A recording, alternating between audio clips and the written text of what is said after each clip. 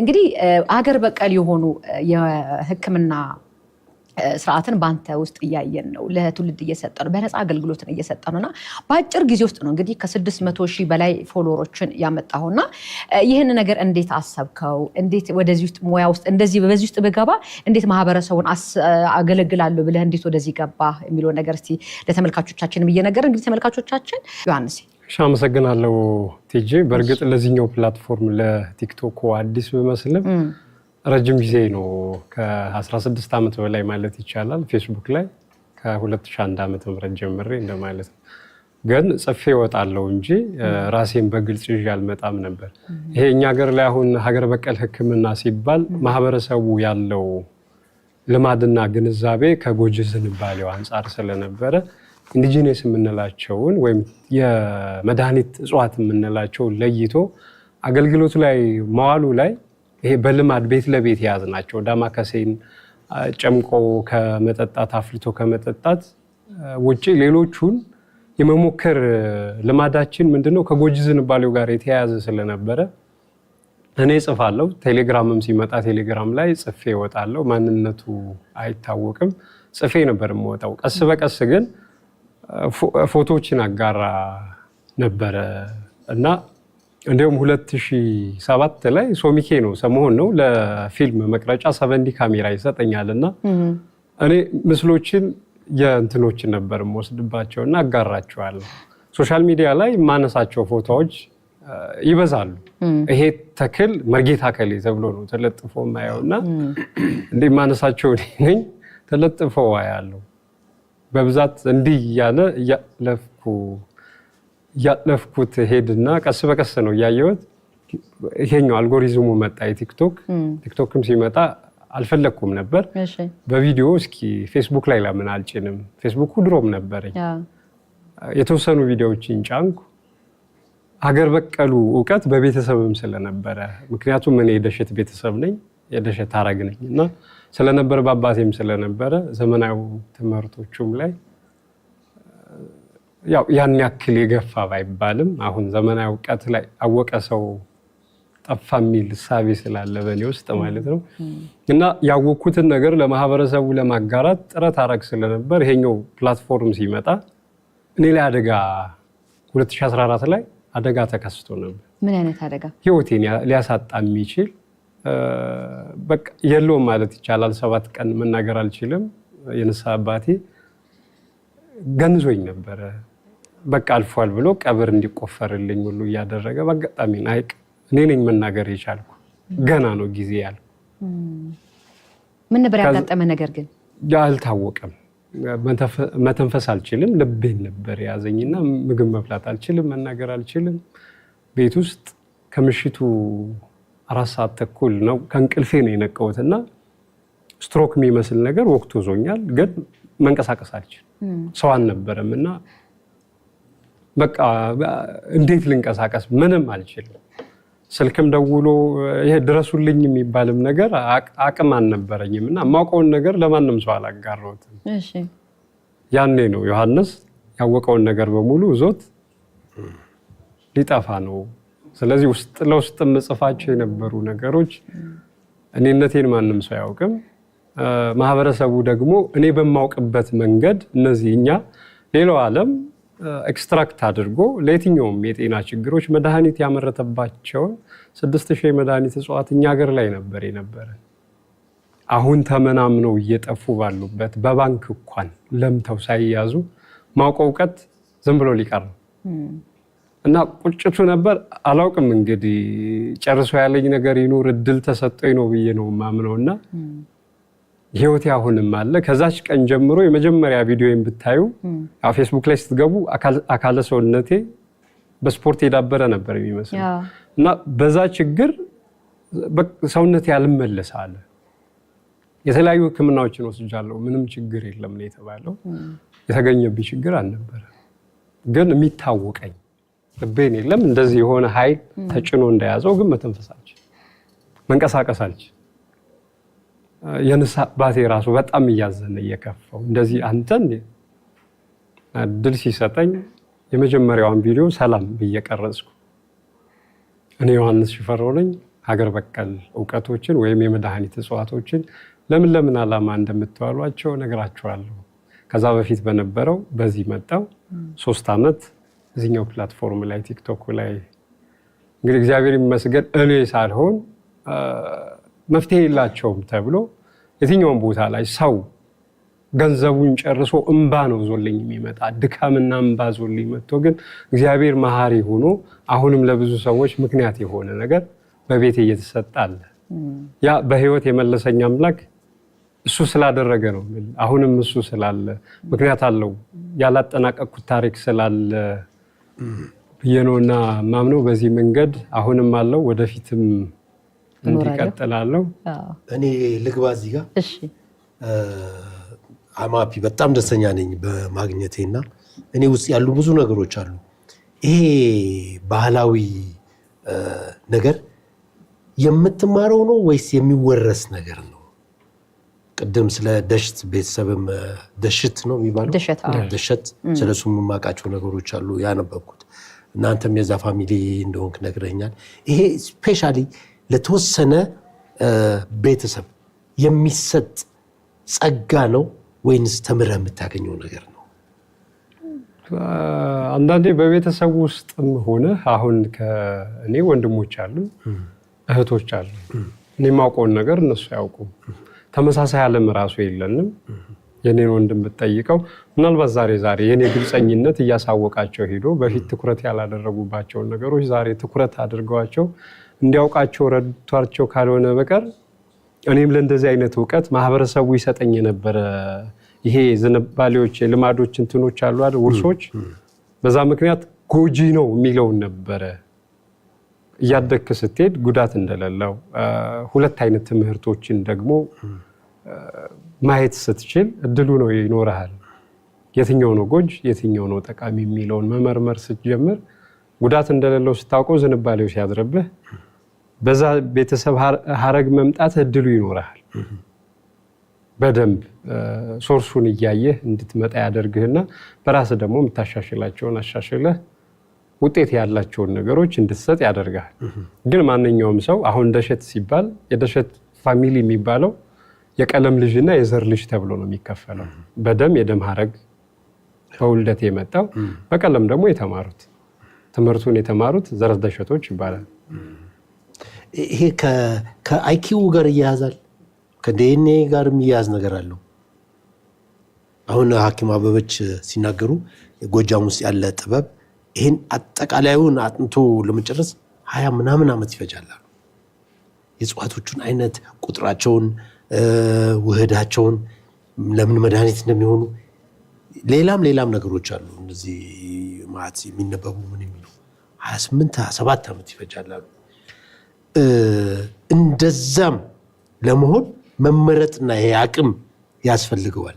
አሁን ለምሳሌ ካንተ ከወንድሞችህ አንተ ተመረጥክ። ሌሎቹ ቅድም እንዳልከኝ በአንተ ደረጃ ላይ በአንተ መንገድ የሄዱ የሉም። ዋይ አንተ በዚህ መንገድ ሄድክ? እንግዲህ አጋጣሚዎችም ናቸው ብዬ ነው ማምነው። እኔ ይሄ ወይ ራሱ ፈልጎ የመጣውበት መንገድ እኔ የህይወት መንገድ አስቸጋሪ ነው። ምናልባት እዚህ በፊት ከቲጂ ጋር የነበረኝን ቃለ መጠይቅ ካያችሁ እኔ ወላጅ እናቴን አላውቅም። ወላጆቼን እንኳን መለየት የጀመርኩት አውቄ ትልቁኝ ነውና ያሳደገችኝ በእድሜ አዛውንት የነበረች እናት ናት። ለኔ የአባቴ ታላቅ እህት ናት፣ አክስቴ ናት። እና ቢያንስ እኔን ስትቀበል እሷ የ65 ዓመት አዛውንት ነበረች። እኔ ገና ዓመት ያልሞላው ልጅ ሆኜ ማለት ነው። እና የወላጅ እናቴን አላውቅም፣ በህይወት ለየታለች። እና ያደኩበት መንገድ እንደዚህ በዚህ መንገድ ውስጥ እንድመጣ ራሱ ይሄ ጣፈንታ ሆኖ የለም ጣፈንታ አስተሳስሮ እሷም የምታደርጋቸው ነገሮች ነበሩ። ዘመኑ አሁን ተምረናል ሰልጥነናል በምንለው ዘመን ላይ መጠን በዛ ዘመን ግን ምንም አይነት ስልጣኔ የለም በሚባልበት ዘመን እንዳሁኑ ዘመናዊ ማዋለጃዎች ሳይኖሩ ታዋልድ ነበር። እኔ እንኳን ደርሻ ያለው ጽንስ ዙሮ እሷ የዞረን ጽንስ ያለ ምንም ኦፕራሲዮን አዙራ ማዋለድ ትችል ነበር። ቁስለቶችን ታክም ነበር እና ከእሷ ጋር መምጣቴ አንደኛው የትምህርት አካሌ ነው። ይሄ ቅድመ ትምህርት የተጠናቀቀው ገና በልጅነቴ ነው። እንደገና ደግሞ ያደኩበት መንገድና የወላጅ አባቴ ማንነት ሲጎትተኝ ተላልፌ የተሰጠውበት ሌላ ህይወት አለ። ከዛ በኋላ ከብቶችን እንጠብቃለህ፣ እጽዋቶችን እየበላሃቸው ታድጋለህ። እኔ በግረኛ ሁኛለሁ እና እነዚህ ነገሮች እያየው ማደጌ እውቀቱም አብሮኝ እንዲዳብር አድርጓል። በኋላ እሱ የቤተ ክህነት ሰው ሆኖ ሃይማኖታዊ ትምህርቶችን የተማረ ነው አባቴ። እኔን ግን እንድማር አድርጎ የነበረ ያደኩት ከተማ ውስጥ ስለነበር ዘመናዊ ትምህርት ነው፣ ያስኳላ ትምህርት ነው እንድማር ያደረገ። ስለዚህ ራሱ መንገዱን ሲመራ አንተን ራሱ ያዘጋጃል ብዬ ነው እኔ የማምነውና በዛ መንገድ ባልመጣ ምናልባት ላላውቀው እችላለሁ፣ ዝንባሌውም ላይኖረኝ ይችላል። ያሳደገችኝ እናት ውለታ አለብኝ ብዬ ሳስብ እሷ የምትሰራቸውን ነገሮች ያለምንም ክፍያ ተሰራቸው ስለነበረ እና የእሷ ማንነት አለ በእኔ ውስጥ እሷ እንዳስታውስ አደረገ። የምታደርጋቸውን ነገሮች ስሞክራቸው ውጤት ሲያመጡ ያስኳቸው። ከዛም በኋላ ደግሞ አባቴ ሲያደርጋቸው የነበሩትን ነገሮች ሳደርጋቸው ውጤት አላቸው፣ ያስኳቸው። ይጠቅማል በቃ ይሄ ነገር። ስለዚህ ደግሞ በመዝገብ ያገኘኋቸው ነገሮች አሁንም ስትሞክራቸው ውጤት ሲያመጡ ልክ ነው ብዬ እንዳምን አደረገኝና አንደኛው መንገድ በቤተሰቡ መገኘትህ እንዲሁም ደግሞ ዕጣ ፈንታ ደግሞ ራሷ በዛ መንገድ ስታዘጋጅህ የሚመጣ ነው ብዬ ነው የማምነው። መታገልም ብቻ ላይሆን ይችላል። እሺ እግዚአብሔር ይስጥልኝ። ከልብ ነው የምናመሰግነው። እንግዲህ ከዮሐንስ እድሜ ከጤና ይስጥ፣ አሜን፣ ያቆይልን፣ እንደዚህ አይነት ሰዎችን ያብዛልን፣ ያበርታልን ነው የምንለው። በእውነት በጣም የምር በጣም የሚያስቀናኝ ነገር የተለያዩ ሰዎች ብዙ እኔ ከ300 ሚሊዮን በላይ ቀርቦልኛል። ዶላር አፌን እንኳን ዝም ከ3 ሚሊዮን በላይ ማለት ነው ዝም በል ተብዬ ያውቃለሁ። የተለያዩ አደጋዎች ደርሰውብኝ ያውቃል። ግን ቢሆንም በዛ መሃል ልብ ይዘው የሚመጡ ሰዎች አሉ። አንቺ ያለሽን ማንነት የሚያስጠሉ በቃ ቀናነታቸው ከውስጣቸው ያለው ማንነት ይሄ ኃይልን የሚያጋቡብሽ ሰዎች አሉ። ችግር አጋጥሟቸው መጥተው እኔ ለአንዷ እንኳን ለችግሯ የሚሆን መፍትሄ አልሰጧትም፣ አልሆነልኝም። ሳይሆንልኝ እንኳን አልሆነለትም ብላልቶቹ ሞክር ትችላለህ።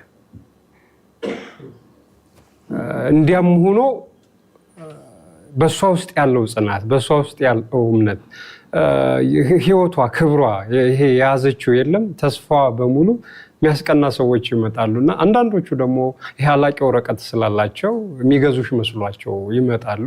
ማይሆን ነገር ሊያስደርጉሽ ይመጣሉና ለእንደነዚህ አይነት ሰዎች ጥሩ አናጢ ስለሆንኩ ይጠጣሞ ሲመጡ ልካቸውን አስይዤ ቀጠቅጣቸዋለሁ እና በልብ ቀናለሁ ሁሌ። ያው ቢኒ ነው አንደኛው መቀናበት። እኔ ቻሪቲ ውስጥ ከ10 ዓመት በላይ በፍቃደኝነት ባህር ዳር ሰርቻለሁ እኮ አያስፈልገኝም ሁሉ ብዬ ትቼ የወጣሁበት። ግን እንደነዚህ አይነት ሰዎች ሲመጡ እኔ ያ ልብ ያስቀናኛል።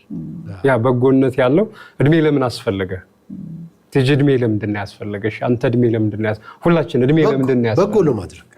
ስለዚህ ያ ከሆነ የሚያስፈልገው ምቹ መርህ የሚዘረጋው በጎነት ከሆነ ለምንድን ነው ማንተባበረው? እሱ ለምንድን ነው በእኔና ባንቺ ውስጥ ያለፈ ነገር ቀጣዩ ትውልድ ላይ እንዲመጣ እድል የምንፈጥረው? ሁሉም በር ላይ እንዲያንኳኳ ትተነው የምናልፈው? ዞር ብለን ስናይ አብዛኞቻችን ቆሻሻ ይመጣል ልማድ ነው ያለን። ቆሻሻ የማንሳት ልማድ የለም። ለምንድን ነው እንዲያ የምናደርገው?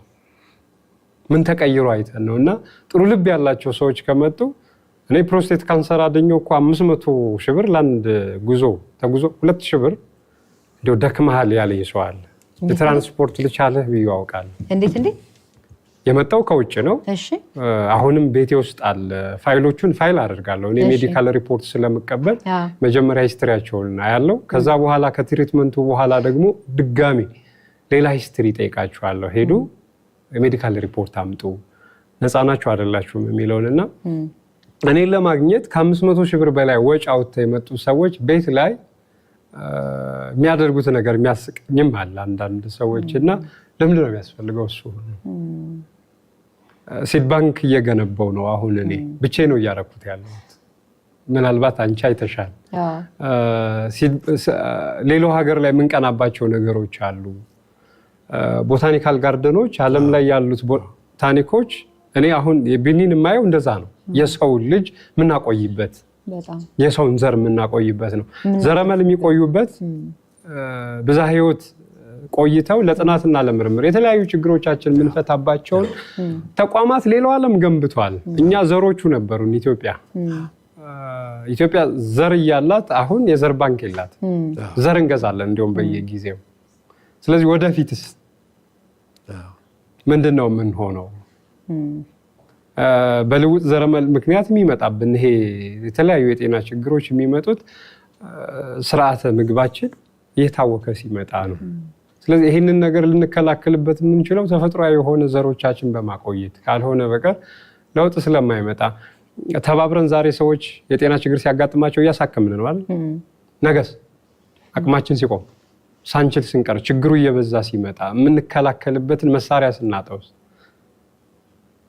እና አሁን ይሄንን አደርጋለሁ ይሄንን በማደርግበት ሰዓት ለኔ ብለህ ነው የሚልም ሰው አይመጣም። አንዳንዶቹ ደግሞ ደጋጎች አሉ። የለም እንደዚህ ልክ ደግሞ ልብሽን ወስደውብሽ እኔ 3 ሰዎች አሉ በህይወት የመጣው በዛ ቤት ልባቸው አስቀንቶኝ የኔን ልብ ያስጣሉኝ። በሱ ቀን አለው።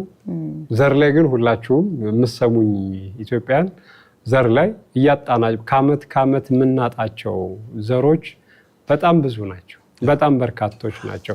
ኤክስትራክት ሲደረጉ መድኃኒቶች አሁንም በማር ሊያዛፍን ስልክ መጥቷል። ለተደወለው ስልክ እንግዲህ ያለሽን እውቀት በአግባቡ ካልተጠቀምሽ ያንቺ ነገር ጎልቶ ከታየ ሰዎች ያያዝሹ ሊያስጥሉሽ ተንኮላቸውን ይዘውብሽ ይመጣል። እኛ ሀገር ላይ ይሄ ሟርት ጥንቆላ የሚባለው ዛሬም ድረስ በጣም በሚያስቅ ሁኔታ የሎተሪ የቁብ የሎተሪ ሚል ያለው ቴሌግራም ላይ ቴሌክ ተጽፎና እንዴ ሎተሪ ከደረሰው ለራሱ ለምን አያደርገው አስበሻል? ይሄ እና እነዚህ ባዕድ የሆኑ ኢነርጂዎች ወይም ኔጌቲቭ ኢነርጂ የምንላቸው ነገሮች የምንቀበልባቸው መንገዶች ለረጅም ዓመታት አብረውን የቆዩ ናቸው። እንግዲህ ጅማሮቹ ትልቅ መሰረት ነው። ኢትዮጵያ የሆነ መሰረት ለማስጣል ሲፈለግ በሃይማኖት ሽፋን ነው የመጣውና ከቤተ መንግስት ጀምሮ መኳንንቶች ካህናት እየያዙት ወደ ጨዋው ማህበረሰብ ነው የወረደው። ዛር እየተባለ እንዲጎራበት አምልኮ በየቦታው እኮ ይደረግበታልና የእግዚአብሔርን አስተምሮት የክርስቶስን ፍቅር ለመንጠቅ ሲባል ከአንገት በላይ ታቦት አድርጎ ከዚህ በታች ጣዖት አደረጉንና ይሄ የኢትዮጵያን ታላቅነት ለመንጠቅ ሲሰራ የነበረ የኛ የሆነው አሁን እነሱ ኢንጂነሪንግን ምንድን አድርገው ነው የወሰዱት? ቀጥቃጭ ቡድነት ነው ብለውሻል። ሸክላ ሰሪ ብለው ነጥቀውሻል። አብዛኞቹን ስትመለሽ አሁን በቴክኒክና ሙያ የሚሰጡ ትምህርቶች ኋላ ቀር ናቸው ተብለዋል። አግሪ ስትመጭ እርሻ ድሮኛ ስንማር ከታች የተማርናቸው ናቸው። አሁን እርሻ የሚባላል አሁን ኑሮ በዘዴ እኮ ማኔጅመንት ነው። እጅ ስራ ሳለው ማኔጅመንት እኮ ነው እንዴ! እነዚህ ትምህርቶች እዛ የነበሩትን አስጥለውናል። ይሄንን ነገር ደግሞ እንደ ገንዘብ ማግኛ ማስፈራሪያ የሚያደርጉ ሰዎች አሉ። እንዴ እድልሽ ተነጥቆብሽ ይልሽና ክፉ ነገርን በውስጥሽ እንዲቆጣጠርሽ አሁን እኛ መልካም የሆነ ኃይልን የምንቀበልበት ራሱን የቻለ መንፈሳዊ ጸጋዎች አሉ። መጥፎ መንፈሶች እንዲቆጣጠሩን ካደረግሽ ስለ ፍርሃት ነው የምታስቢው፣ ስለ ጭንቀት ነው። ያ እንዲቆጣጠርሽ ያደርጉሻል። የችግርሽ ፈች መስሎ ተብትቦ ይዝሻል። የሚያጣላሽ ከቅርብሽ ሰው ጋር፣ ከእናት ከአባት ከእህትሽ ጋር፣ ከምታውቂያቸው ሰዎች ጋር። የሰው ልጅ ደግሞ ለውጡ የሚጀምረው ከቅርብ ካለ ሰው ነው። አንቺ ከቅርብ ሰዎች ጋር ከተለያየሽ ስኬት የሚባል የለም፣ የእሱ ባሪያ ነው የምትሆኝ። ስለዚህ በመነጠል ማለት ነው ከልዕልናሽ በመለየት መንፈሳዊ የሆነውን ኃይልሽን እንዲሁም ደግሞ ቀና የሆነውን ጥበብ እንዳትማሪ ያደርጉሻል። ነጮችም ይሄንን ነገር ተጠቀሙበት። እኔ ቪዲዮዎች አሉኝ። ነጭ የፈጠረው ምንድን ነው እስኪ ይሄን በሉኝ። በነጭ ስም የተሰራ ከተሽከርካሪ ከመብራት ከእያንዳንዱ ከዋይርለስ ጀምሮ አምጧቸው። ይሄን ከሌ ፈጥሮታል። እያንዳንዱ የፈጠራ ባለቤቶች ጥቁሮች ናቸው፣ ግን በነጭ ስም ነው የሚጠራው። ለምንድን ነው? የኛ የሆነ ነገር ተነጥቋል፣ በነጭ ነው። አሁን አሜሪካን እያት የምታመቻችልሽ ምቹ ነገር በሙሉ አሳውን ለመያዝ ምንድነው የምታደርገው? መቃጥን ውስጥ ስጋ ነው የምትወረውርልህ። ምቹ ነገር ትሰጥሽና ተጠቅማብሽ ትጥልሻለች። ታሪክሽን በሙሉ ልጆች እያለን እኮ በኮላጅ ስራ ብዛ ህይወትን አላጥቀን እንድንሰጣቸው ማዕድናትን እያላጠቅን ቢራቢሮዎችን ራሱ እያላጠቅን አንወስድም ትምህርት ቤት ለማርክ በአንድ የትምህርት ገበታ ለውጤት እኔ የሚሰጠኝን 5-6 ውጤት ነው ማያረ ለነሱ ግን እያቀበልሽ የነበረ ምንድነው? ብዛ ህይወት ነው። በጥናት ዛሬም ቢሆን በሪሰርቾች እኮ ለ20-30 ሺህ ዶላር ብለን ሀብት ነው የምንሸጠው። ስለዚህ እንደዚህ አይነት ነገሮች በተራ ነገር ሲነጥቁን ወርቅ ዛሬ በምንድን ነው የምንሸጥላቸው? ወረቀት አይደል? ማያልቀውን ነገር ባላቂ ነገር ነው የሚያስጥሉንና ይሄ የሚያስጥሉበትን መንገድ ሳንረዳ የነሱ ልክ ነው ብለን ያዝ ነው። ጥንቆላ የማን ነው ካልሽ እኔ ምዕራባውያን ነው። ጥንቆላ ከየትም አልመጣም እኮ እኛ ግን ይዘን አሳድገነው አሁንም አለ። የሚያጎራ ሰው ታያለሽ በዚህ ዘመን። አሁንም በየቴሌግራሙ እኮ ታያለሽ የሚጽፉ ሰዎች ከዛ ሐሳብ ያልወጣ ወጣቱ ጎረምሳው በዛ አይነት አይነ ጥላ አለብኝ እያለ ወደ እኔ ቤት እኮ ይመጣል። ሰው ምንድነው አይነ ጥላ አለ? ፍርሃት፣ ስነልቦናዊ ችግር፣ ያስተዳደግ ችግር፣ የማህበረሰብ ችግር ያስከው የተጋባብህ ነው እንዴ? አንተ ትቀልዳለህ እንዴ ይልሻል። ግጥም ይል ችግር ሳይኖርበት ትራውማቲክ ስትረስ ውስጥ ገብቶ የሚመጣ አካላዊ ችግር ሳይኖርበት አካላዊ መፍትሄ ሲፈልግ የኖረ እዛ መንፈሳዊ ነው ችግሬ ብሎ ሁሉም ሳይኖርበት ፍርሃት ብቻ የተቆጣጠረው ሰው በስተመጨረሻ ለሁሉም መፍትሄ አጥቶ ስነልቦናዊ ችግር አጥቅቶት ይመጣል። መንፈሳዊ ችግር ኑሮብኝ አልተፈታም ይላል፣ አካላዊ ችግር መፍትሄ አጣው ይላል። ግን ስነልቦናዊ ነው ችግሩ። አያደርግም ደፍሮ ባለማድረጉ ለውጥ አይመጣም በህይወቱ። ባደርገውስ እያለ እየፈራ ራሱን እያሰረ የኖረ ሰው የሚፈልጋቸው ነገሮች አይሆኑለትም። እና እንደነዚህ አይነት ነገር ተብትቦ የያዘው ሰው እድልን የወሰደ በወንድም ነው ሲለው ይሄዳል እዛ ጠንቋይ ቤት። ጠንቋይ ነው የሚጫወትበት መልሶ። የሎተሪ ልስጥ የድል ልስጥ ካልሰራሽ ስኬት አይመጣም።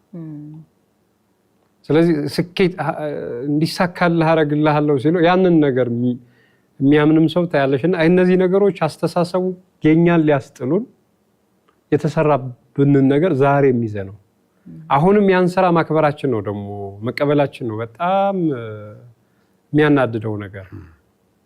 በትታዩት ይታየዋለሽ። ለምን መንፈሳዊ ችግር ያለበት ሰው ሊድን የሚችለው በሚያምነው በልብ ውስጥ በነገሰው በፈጣሪው ብቻ ነው። ሌላ ማንም መድኃኒት አይሰጠው። አካላዊ ችግሮችን ደግሞ አካላዊ መፍትሄ በሚሰጡ ሰዎች አካላዊ መፍትሄ የሚሰጡ ሰዎች መፍትሄው ከነሱ ነው አይደለም። ተፈጥሮ ውስጥ ባሉ ነገሮች ቀድሞ ባሉ ነገሮች በሚሆን መፍትሄ መስጠት ነው። ህክምና አካላዊ አሁን ህክምና ሲባል አካላዊ መንፈሳዊ ስነልቦናዊ ብለን ከፋፍለን እኔ አሁን ህክምና እንዲህ ነው የምከፋፍለው ባህላዊና ዘመናዊ ብዬ አልከፋፍል። አካላዊ መንፈሳዊና ስነልቦናዊ አዎ ነው። ምክር የሚያስፈልገውን ሰው ችግሩን ለይተሽ አውቀሽለት ምክሮችን ነው ልትሰጪው የምትችይ። ስነልቦናዊ ችግር ያለበትን ሰው አሁን ትሪት የምታደርጊው እሳቤውን በመቀየር ነው። መንፈሳዊ ችግር ያለበትን ሰው ደግሞ መንፈሳዊ ጽናታቸው ከፍ ያለ ይሄ ልዕልናቸው የጸኑ ሰዎች ጋር በመስጠት የነሱን ልምድ በማየት እነሱ ባላቸው ጸጋዎች ወደ እግዚአብሔር ወደ አምላክ ወደ ፈጣሪው እንዲቀርብ በማድረግ እንደዚህ ደግሞ መለኮታዊ ጸጋ በተሰጣቸው ሰዎች ነው አካላዊ ችግሮችን አካላዊ መፍትሄ የሚሰጡ ሰዎች። እኔ ጋር በተመጫ አሁን ኦፕራሲዮን ሊሰራ የሚችለውን ሰው ሊሰራው አልችልም፣ ኦፕራሲዮን መስራት ስለማልችል። ስለዚህ ሊሰራው ወደሚችለው አካል ነው። የተሰበረ ሰው ቢመጣ ልትልኪው ብትችው ወደ ወጌሻው ነው። እና ልክ እንደነዚህ መንገዱን ባለመለየታችን ምክንያት ህክምናን የምናይበት መንገድ አሁንም ድረስ የሰለጠነው ማህበረሰብ 85% የሚጠቀመው ሀርብ፣ እኛስ ኬሚካል ነው አሁን የምንጠቀመው 100%።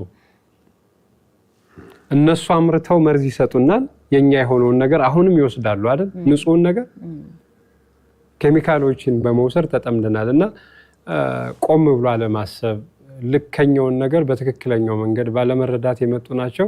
የሚሰሩ አይጠፉም አይባልም፣ ይኖራሉ። በሰው ልጅ ህይወት ራሳቸውን ክብራቸውን ዝቅ ያደረጉ ከቀናው መንገድ ይልቅ ከአጋንንት ጋር አካሄዳቸውን ያደረጉ ሰዎች ሟርተን የሚሰሩ አሁንም አሉ በዚህ ዘመን።